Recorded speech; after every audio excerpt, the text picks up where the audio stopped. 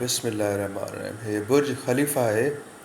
हे Dubai जी वॾी में वॾी इमारत हिन खे चवनि था बिल्डिंग, ऐं तक़रीबन 124 इन में 124 फ्लोर आहिनि। ऐं असांजे दीन इस्लाम में बि इहो ई तस्वुरु आहे इमारत जो, त जेके बि नबी आया तक़रीबन 1,24,000 नबी आया मुख़्तलिफ़ वक़्तनि में ऐं मुख़्तलिफ़ इलाइक़नि में। अलाह साईं तक़रीबन 1,24,000 नबी आया हेठों खां वठी हज़रत आदम अलैहिस्सलाम खां वठी बनी इसराइल में। ऐं पंहिंजो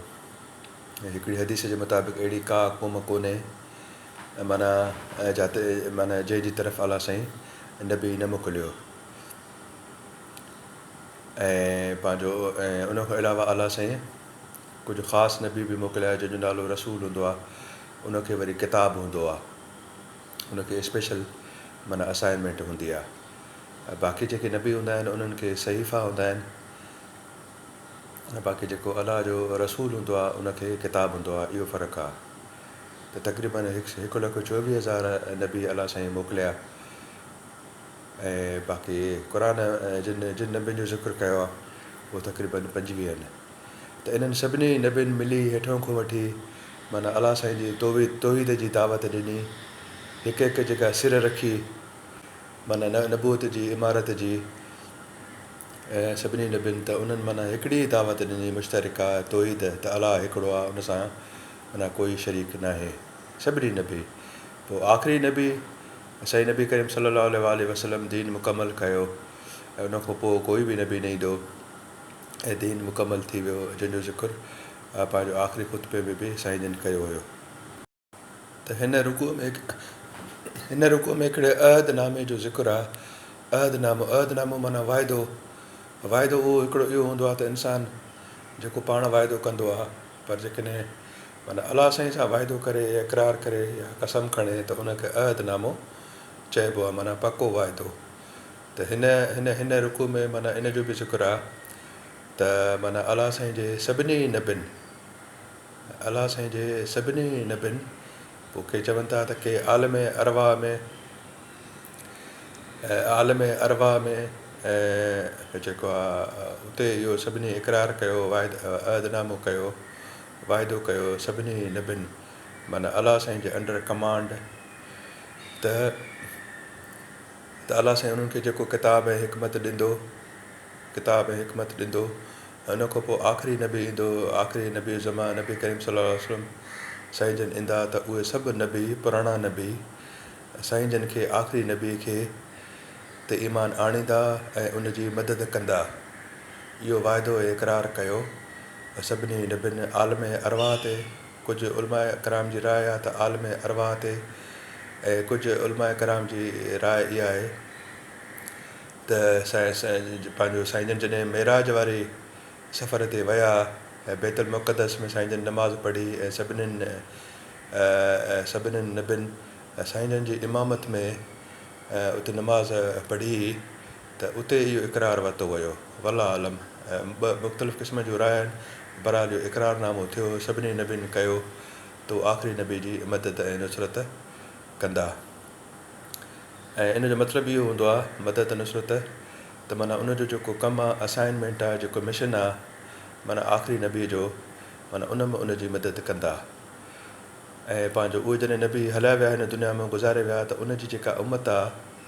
ठीकु आहे, इहा ज़िमेदारी पोइ उन ॾे डेलीगेशन थी वई, ट्रांसफर उमत ॾे थी वई, त उन्हनि जूं उमतूं उहे साईं जन जी मदद कंदियूं, ठीकु आहे, छा बि मदद कंदियूं, अलाह साईं जी दावत ॾियण में ऐं तौहीद जी दावत ॾियण में सॼी दुनिया में। अहिड़े तरीक़े सां ऐं पोइ जॾहिं साईं जन अची विया त साईं जन जी मदद करणी हुई उन्हनि जी उमतुनि खे। ऐं पोइ अहिड़े तरीक़े सां जेका साईं जन जी उमत आहे, आख़िरी उमत, उनजो इहो मिशन आहे त जेको तौहीद जी दावत आहे, अलाह साईं हिकिड़ो आहे ऐं इहो बि दीन क़ाइमु थींदो ऐं हिसाबु किताबु थींदो। इहा जेका दावत आहे, इहो पोइ वरी साईं जन जी उमत क़यामत ताईं माना करोड़नि सालनि ताईं साईं जन जी उमत जो कमु आहे। त उहो इहो मिशन ऐं कमु माना सॼी दुनिया में खणी हलंदी, त हिकिड़े ॾींहुं क़यामत थींदी, हिकिड़ो अलाह आहे ऐं यौम दीन थींदो, जंहिंमें हिसाबु किताबु थींदो ऐं माना कोई अलाह सां कंहिंखे शरीक न करे। बिस्मिल्लाहिर्रहमानिर्रहीम। सूरह आले इमरान जो 9 नंबर रुकू रिकॉर्ड कयूं था। इन में इंशाअल्लाह 81 खां 91 आयतूं ईंदियूं। इन जी पहिरीं आयत उहा ई आहे जंहिंजो असां पोयों स्लाइड में ज़िक्र कयोसीं त अलाह साईं सभिनी नबियुनि खां माना सभिनी नबियुनि खां अलाह साईं माना पंहिंजो सभिनी नबियुनि खां अलाह साईं इक़रारनामो वरितो। माना सभिनी नबियुनि खां अलाह साईं अहद वरितो त तव्हांखे जेको अलाह साईं माना हिकु किताब बि ॾींदो, हिकमत बि ॾींदो, ऐं उन खां पोइ हिकिड़ो अहिड़ो रसूल ईंदो जेको उन्हनि किताबनि जी जेको तव्हां वटि आहे उन्हनि जी तसदीक़ कंदव त तव्हां उन नबी ते आख़िरी नबी ते पोइ वरी तव्हां ईमान आणींदव ऐं उनजी मदद ऐं नुसरत कंदव। इहा 81 आयत जो ज़िक्र आहे। ऐं पोइ इन इक़रारनामे ते शाहिदीन जो लफ़्ज़ लिखियलु आहे त माना अलाह साईं पाण ऐं उहे सभु नबी माना इन इक़रारनामे ते इन अहद ते शाहिद थी विया। ऐं इन इक़रारनामे खां पोइ ऐं इन शाहिदनि खां पोइ बि अगरि को फिरी वेंदो त उन लाइ अलाह साईं फ़ासिक़ीन जो लफ़्ज़ लिखियलु आहे पंहिंजो यानी की 82 नंबर आयत में। असल में पोइ नबियुनि त पंहिंजे पाबंद रहिया पंहिंजे इक़रारनामे ते, पर उन जूं उम्मतूं फिरी वियूं, उन्हनि नवां तरीक़ा माना घड़िया। त हाणे उनजो ज़िक्र आहे हिन नेक्स्ट 83 आयत में। त इहो जेको अलाह साईं जो जेको दीन हो, हिकिड़ी इमारत हुयो, उन खां छॾे वरी कंहिं ॿिए दीन जे गॾु उम्मतूं लॻियूं हुयूं। हाणे उनजो ज़िक्र आहे त हालांकि ऐं अलाह साईं तमामु वॾी दलील ॾिनी आहे ज़मीन आसमान जी, त सॼी ज़मीन आसमान ई उहो सभु अलाह साईं खे सजदो कंदी आहे, अलाह साईं जे साम्हूं झुकंदी आहे। सॼी काइनात एॾी वॾी दलील आहे। त उन खां पोइ उन्हनि खे कहिड़ो दलील आहे त उन अलाह साईं जे हिकिड़े दीन खे, हिकिड़ी इमारत खे छॾे ॿियनि जे गॾु लॻी वञनि, यानी की ॿिया मज़हब, ॿिया दीन घड़े, बिदतूं घड़े उन्हनि जे गॾु लॻी वञनि, त इहा बेवकूफ़ी आहे जेका क़बूल न कई वेंदी। ऐं दलील इहा आहे त सॼी काइनात ई हिकिड़े अलाह खे सजदो कंदी आहे, त वरी उन इंसान वरी ॿियनि जे गॾु लॻी वञनि, इहो माना बेवकूफ़ी आहे। ऐं भली तव्हां ॿिए तरफ़ रुख़ कयो, पर हिकिड़े ॾींहुं त तव्हांखे अलाह साईं ॾे मोटिणो आहे। माना जेको सॼी माना काइनात आहे उनजो रुख़ हिकिड़े तरफ़ आहे, अलाह साईं खे सजदो थी करे। पर जेकॾहिं इंसान या उम्मतूं के ॿिए रुख़ ते वेंदा, अगरि वञनि था त नेठि त अलाह साईं ॾे मोटंदा, जंहिंजो ज़िक्र 83 नंबर आयत में आहे। इन खां पोइ जेका नेक्स्ट आयत आहे 84 आयत, उन में हाणे मुस्लमान यानी की साईं मोमिनीन यानी की साईं नबी करीम सल्लल्लाहु अलैहि वसल्लम जा फॉलोवर्स, हाणे उन्हनि जो इक़रारनामो आहे। त उहे चवनि था त असां चऊं था त असां अलाह साईं ते यकीन कयोसीं, ऐं जेको अलाह साईं लाथो पंहिंजो नबियुनि ते, यानी की हज़रत इब्राहिम अलैहिस्सलाम ते, हज़रत इस्माइल अलैहिस्सलाम ते, हज़रत याक़ूब अलैहिस्सलाम ते, ऐं हज़रत याक़ूब अलैहिस्सलाम जी औलाद ते, यानी की उनजे 12 पुटनि ते जेको अलाह साईं लाथो, ऐं जिन मथनि नबियुनि जो ज़िक्र कयो उन्हनि ते अलाह साईं लाथो, ऐं जेको अलाह साईं मूसा अलैहिस्सलाम ते लाथो, ऐं जेको अलाह साईं ॿियनि नबियुनि ते, जेको ॿिया नबी आहिनि, माना इन में वॾो स्कोप अची थो वञे त 1,24,000 नबी इन में अची सघनि था। त अलाह साईं जेको बि उन्हनि ते लाथो, अलाह साईं त उन्हनि सभिनी ते असां माना ईमान आणियूं था, यानी की असां मुस्लमान। ऐं असां उन्हनि नबियुनि जे विच में असां को बि तफ़रक़ो असां ऐलान कयूं था मुस्लमान, त असां को तफ़रक़ो नथा कयूं जेको उन्हनि सभिनी नबियुनि ते नाज़िल थियो। इन जो इक़रारनामो आहे इन 84 नंबर आयत में। ऐं अलाह साईं जे ऐं असां अलाह साईं जा फ़र्मा बरदार आहियूं। माना इहो डिक्लेयर था कनि साईं जन जा फॉलोअर्स, ऐं असां मुस्लमान आहियूं, माना अलाह साईं जा फॉलोअर्स आहियूं। ऐं हुनजी रीज़न इहो आहे त अलाह साईं जेको बि नाज़िल कयो, माना उहो शुरू खां नबियुनि खां वठी 1,24,000 नबी, त असां उन्हनि सभिनी ते यकीन कयूं था, असां तफ़रक़ो नथा कयूं। अहिड़े तरीक़े सां जेको 85 नंबर आयत में आहे त अगरि ॿियो कोई बि मज़हब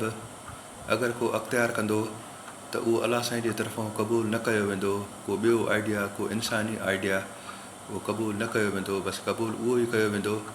जंहिंजो ज़िक्र हिन 84 आयत में मथे अची चुको आहे, त जेको अलाह साईं जे तरफ़ां माना वही जे थ्रू नाज़िल थियो आहे नबियुनि ते, वहीअ जे थ्रू माना एक्स्ट्रा टेरेस्टेरियल माना फ़रिश्ता खणी आया, माना अलाह साईं जे थ्रू जेका कम्यूनिकेशन थी,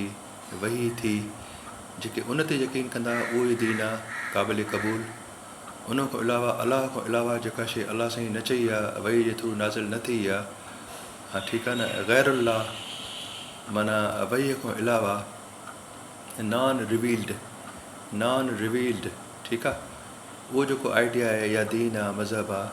त उहो क़ाबिल क़बूल न आहे, जंहिंजो ज़िक्र 85 नंबर आयत में आहे। माना जेको वही जे थ्रू आयो उहो क़ाबिल क़बूल आहे दीन अलाह साईं नज़रुनि में, ऐं वही खां अलावा क़ाबिल क़बूल न आहे उहो कंहिं इंसान जो को ख़ुदि साख़्ता आइडिया थी सघे थो। माना वही खां अलावा कंहिं ॿिए जो वही खां अलावा ग़ैरुल्लाह कंहिं ॿिए जो आइडिया मज़हब क़बूल न कयो वेंदो, ऐं जेको इहो कंदो त उहो ख़ासिरीन लफ़्ज़ इस्तेमालु थियल आहे 85 आयत में, त उहो नुक़सान वारो हूंदो। ख़ासिरीन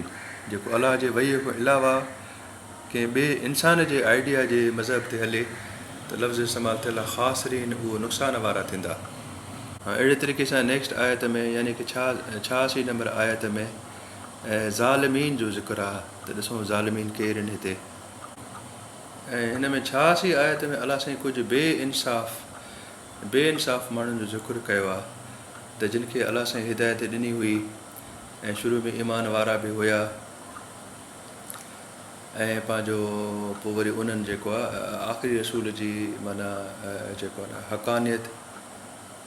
जी गवाही बि ॾिनी हुई, ऐं रोशन दलील जॾहिं अची विया यानी की क़ुर अची वियो त उन खां बाद वरी उन्हनि कुफ़ुर कयो यानी की साईं जिन ते ईमान न आंदो त उहे ज़ालिमीन थी विया। माना शुरू में हुया ईमान वारा, पर जॾहिं वक़्तु आयो त पोइ वरी उहो उन वक़्तु नाइंसाफ़ थी पिया ऐं पंहिंजे वादो इक़रार खां फिरी विया ऐं ज़ालिम थी विया। छो जो इन्हनि जेको आहे इहे जेके ज़ालिमीन आहिनि, इन्हनि 3 क़िस्मनि जा ॾोह अफेंस इन्हनि कया, त छो जो उन्हनि वटि इल्मु हुयो, किताबु हुयो, ऐं उन्हनि इक़रारनामो बि कयो, ऐं पोइ वरी उन्हनि ईमान न आंदो जॾहिं रसूल अची वियो। 3 उन्हनि अफेंस कया,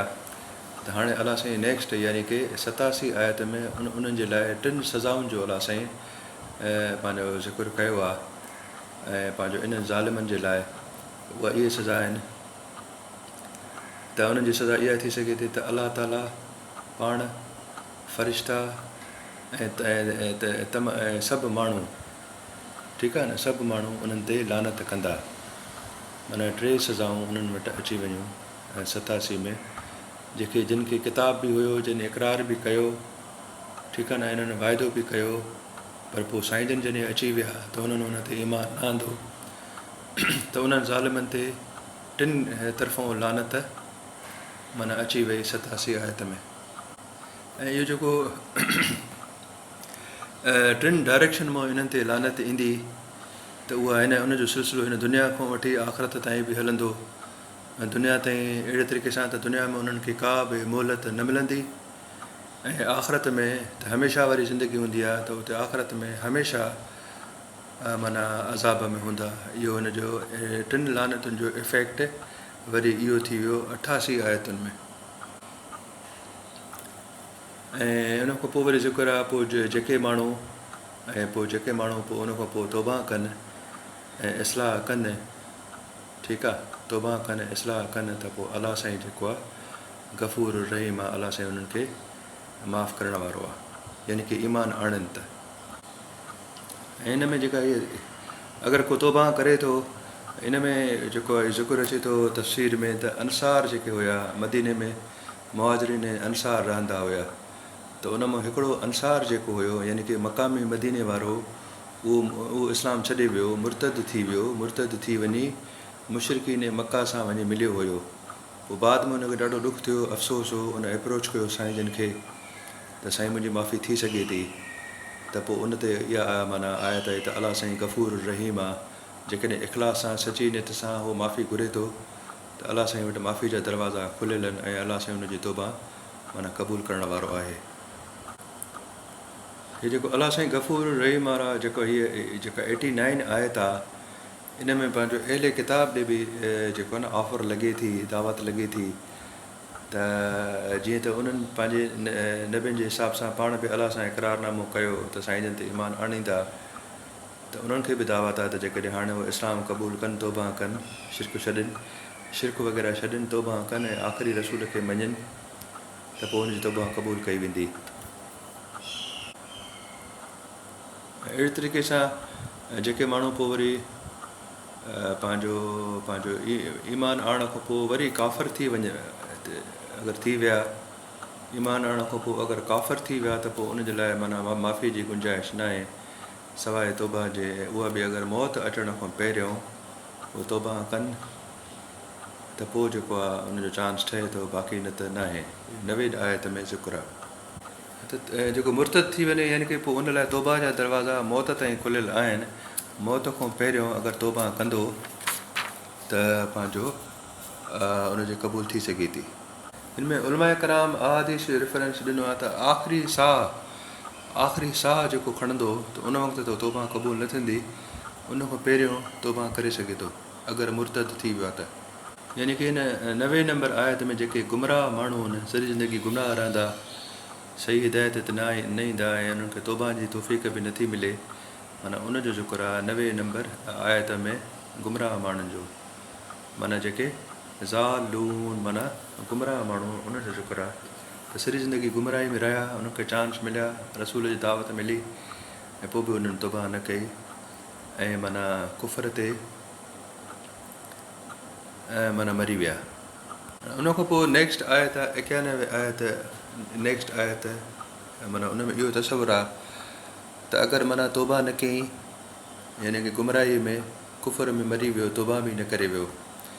ऐं पोइ आख़िरत अची वई, पोइ आख़िरत में अगरि उहो ज़मीन आसमान जेतिरो सोन मिल्कियत बि अगरि सदको कंदो पाण खे जहन्नम मां जान छॾाइण जे लाइ, त आख़िरत में उहो सदको हुनजे तौबा जे ज़ुमरे में क़बूल न कयो वेंदो, जंहिंजो ज़िक्र 91 आयत में आहे। अगरि का तौबा करणी आहे सिंपल त हिते करे छॾे, आख़िरत में ज़मीन आसमान जो बि सदको ॾींदो त आख़िरत में उहो क़बूल न कयो वेंदो। 91 आयत में इन जो ज़िक्र आहे। इहे जेके काफ़िर हुया जिन खे माना दावत बि मिली ऐं उन्हनि पोइ उन ते ईमान न आंदो हिन दुनिया में, त पोइ उन्हनि जे लाइ पंहिंजो अज़ाबुन अलीम जो ज़िक्र आहे क़यामत में थींदो ऐं न ई उन्हनि जो को हुते नासिरीन माना मददगार हूंदो, माना उनजो माना चांस सफ़ा हुते क्लोज़ थी वेंदो आख़िरत में। हिन में उलमाए कराम हिन 91 नंबर आयत जे ज़ुमरे में हिकिड़ी हदीस कोट कई आहे त अलाह साईं क़यामत ॾींहुं हिकिड़े जहन्नमीअ सां माना कलाम कंदो ऐं उनखे अलाह साईं चवंदो त तोखे माना तूं पंहिंजे जहन्नम में जान छॾण लाइ छा करे सघे थो, अहिड़े क़िस्म जी हदीस आहे। त उहो जहन्नमी चवंदो त अलाह साईं जेकॾहिं मूंखे ज़मीन इहो पंहिंजो दुनिया जो ज़मीन जेतिरो माना असबाब सोन असबाब अगरि मां सदको कयां त मां जेको आहे मुंहिंजी जान छुटी वञे जहन्नम मां, इहो ख़्वाहिश ज़ाहिर कंदो, जंहिंजे जवाब में अलाह साईं हुनखे चवंदो त मां त तोखे सिर्फ़ु दुनिया में इहो चयो त सिर्फ़ु तौबा कर, हिकिड़ो लफ़्ज़ आहे तौबा कर, त उहो दुनिया में तूं कयो ई न तौबा, हाणे इहो जेकॾहिं इहा तुंहिंजी ख़्वाहिश बि पूरी थी वञे त उन सां तोखे को फ़ाइदो न पवंदो। अलाह अकबर, तौबा अलाह साईं हुनखे चवंदो त मैंने दुनिया में तुझसे इससे कहीं ज़्यादा आसान बात का मुतालबा किया था कि मेरे साथ शिरक न करना, मगर तू शिरक से बाज नहीं आया। मुस्नद अहमद जी हदीस आहे। इन मां ज़ाहिर थियो त काफ़िर जे लाइ जहन्नम जो दाइमी अज़ाब आहे ऐं पोइ इन मतिलबु आहे अगरि काफ़िर अगरि दुनिया में को चङो नेकी जो कमु बि कनि था त उहो हुनजो माना जहन्नम जे करे ज़ाया थी वेंदो, छो जो उन्हनि कुफ़ुर कयो, अलाह साईं सां शिरक कयो, त उनजो हर अमल ज़ाया थी वेंदो। ऐं हिकिड़े ॿिए साहब बि कंहिं ॿिए साहबी जो बि तफ़सीर में अचे थो त पंहिंजो ॾाढो महिमान हिकिड़े साहबीअ कोट कयो आहे कंहिं माण्हूअ जो, उतां जे मके जे मदीने जे माण्हू जो कोट कयो आहे त उहो ॾाढो महिमान नवाज़ हूंदो, ग़रीबनि खे ख़्यालु कंदो हुयो ऐं ग़ुलामनि खे आज़ादु कंदो हुयो ऐं उनजा अमल ॾाढा सुठा हूंदा, नेकी वारा हुया। त उनजे अंजाम जे बारे में माण्हुनि साईं नबी करीम सल्लल्लाहु अलैहि वसल्लम खां पुछियो हुयो, उनजो बि तफ़सीरुनि में ज़िक्र माना ईंदो आयो आहे। त साईं जन चयो त इहो हिनजी बि मग़फ़रत न थींदी, छो जो इन हिकिड़ो ॾींहुं बि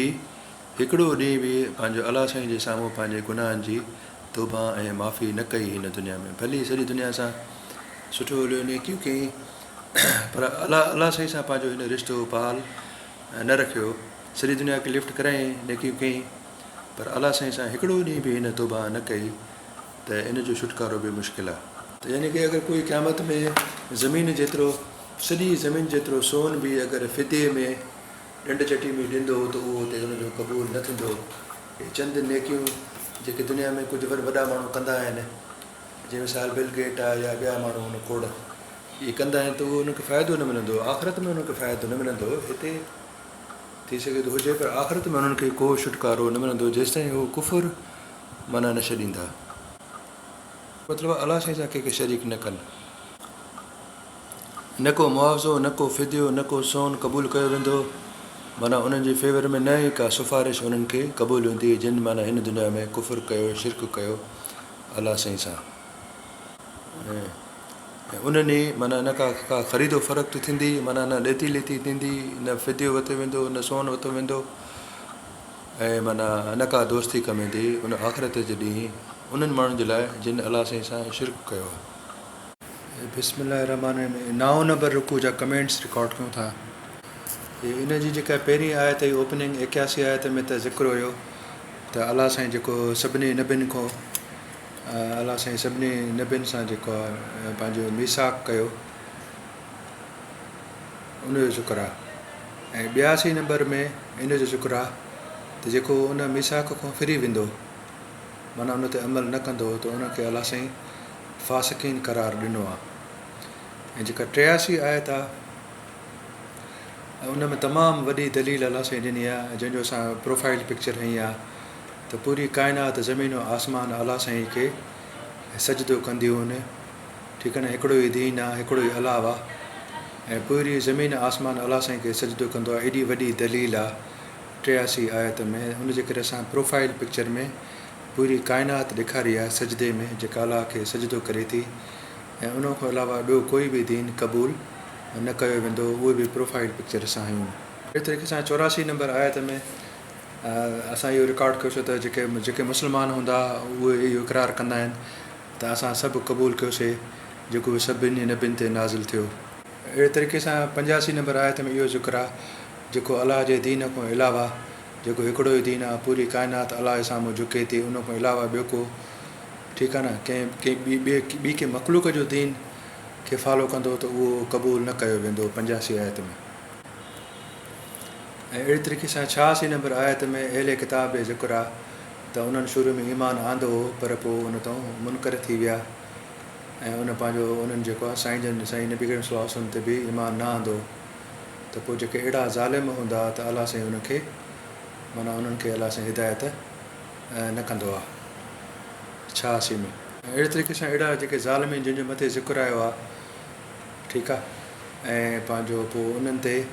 माना अलाह साईं ऐं फ़रिश्तनि जी ऐं सभिनी इंसाननि जी लानत जो ज़िक्र आहे, छो जो उहो ज़ालिम थी विया उनजे करे, ऐं उनजे इन ज़ुल्म जे करे, अफेंस जे करे, लानत जे करे हमेशह जहन्नम में रहंदा, उनजो ज़िक्र आयो, ऐं न ई उन्हनि खे मोहलत मिलंदी। ऐं वरी 89 में स्कोप आहे, पोइ बि अलाह साईं गफ़ूर रहीम आहे, त इहे जेके अहले किताब आहिनि जिन शुरू में कुफुर कयो ऐं बाद में ज़ुल्म कयो, ऐं पंहिंजे मौत जे अचण खां पहिरियों अगरि उन्हनि तौबा कई त अलाह साईं गफ़ूर रहीम आहे। ऐं जहिड़े तरीक़े सां असां शुरू में पढ़ियोसीं स्लाइड्स में, स्लेटुनि में, त जेके बि माना अलाह साईं नबी मोकिलिया तक़रीबन 1,24,000 सॼी दुनिया में, त उहे हिकिड़े माना इमारत जे मिसाल हुया, ऐं हिकु हिकु नबी सपोर्ट कयो ऐं सभिनी इक़रार कयो त आख़िरी नबी खे माना ख़ातमुन नबीन उहे मञींदा, ऐं उनजे मिशन खे उहे ऐं उनजी उमतूं फॉलो कंदियूं। त इन्हनि सभिनी जेके बि नबी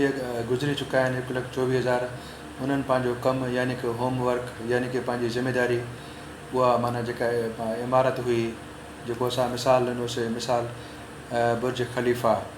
त उहा नबूत जी जेका इमारत हुई, उन्हनि सभिनी नबियुनि पंहिंजो हिसो विधो, पंहिंजो असाइनमेंट उन्हनि मुकमल कई, उन्हनि में हिसो विधो, ऐं पोइ जेको आहे आख़िर में उन्हनि जी जेका आहे ऐं माना जीअं चइबो आहे इनैगोरेशन सेरेमनी उहा साईं नबी करीम सल्लल्लाहु अलैहि वसल्लम माना दीन मुकमल कयो ऐं ख़ातमुन नबी ऐं नबी खे सील दीन खे सील करे छॾियो, उन इमारत खे कंप्लीट करे सील करे छॾियो। अहिड़े तरीक़े सां हिन रुको में 90 ऐं 91 आयत ते ॿीहर गौर करण जी ज़रूरत आहे। हिन में अहिड़े किताब जे रेफरेंस आहे 90 ऐं 91 आयत में, त उन्हनि शुरू में माना ईमान आंदो हुयो, उनखां पोइ वरी ईमान आणण खां पोइ उहो मुनकर थी विया ऐं पोइ कुफर में अञा वधंदा रहिया